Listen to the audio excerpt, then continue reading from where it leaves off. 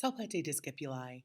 Today's video is the first video in the second chapter of Latin for the New Millennium, Volume 2. And in this video, we are going to learn how to form the present active and passive subjunctive for the second, third, 3rd-io, and 4th conjugations. So last chapter, you learned how to do it for the first conjugation, and now you're going to learn all the rest of them. So just to remind you, we form the present subjunctive, okay, by replacing the indicative vowel with the subjunctive vowel. You learned that the subjunctive vowel for the first conjugation is an E. For the second, it's an EA. For a third, it's an A. And for a 3rd-io or a 4th conjugation verb, it's an IA.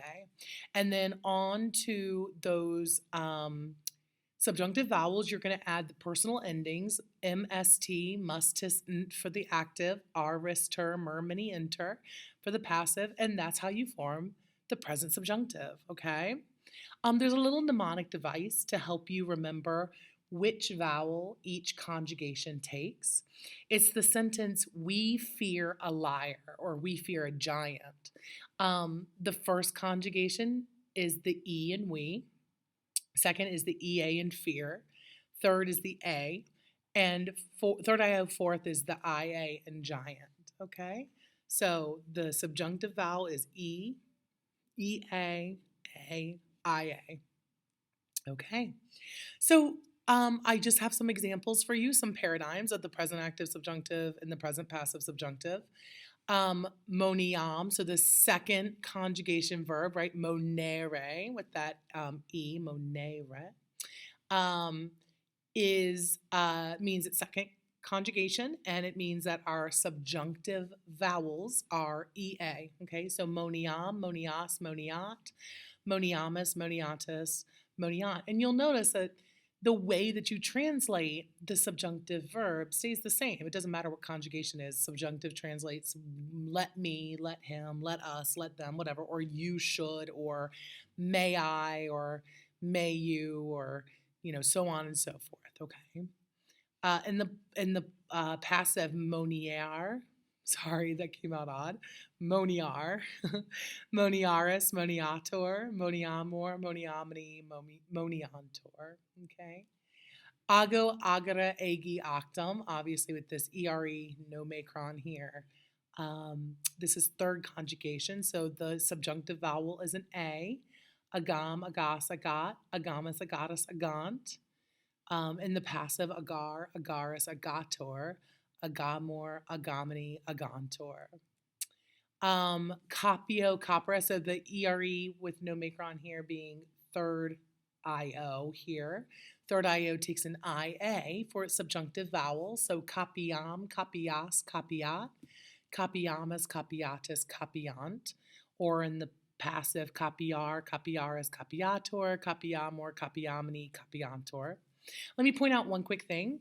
You will notice that this form, capiām, let me take, is the same as the first person singular future active indicative. And you just need to figure out whether it's going to be the future active indicative or the present active subjunctive based on context, okay?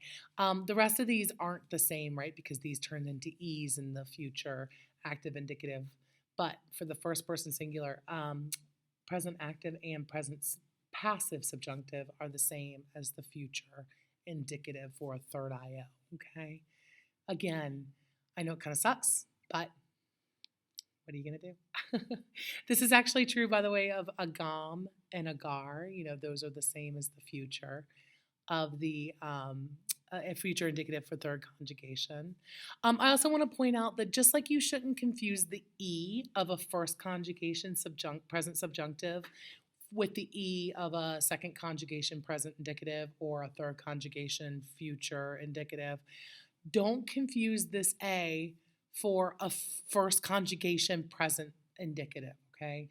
No, you have to know what conjugation a given verb is in, because if you mistakenly thought that ago was first conjugation, then you might think this is the indicative, but it's not. It's the third conjugation, and therefore this is subjunctive, okay?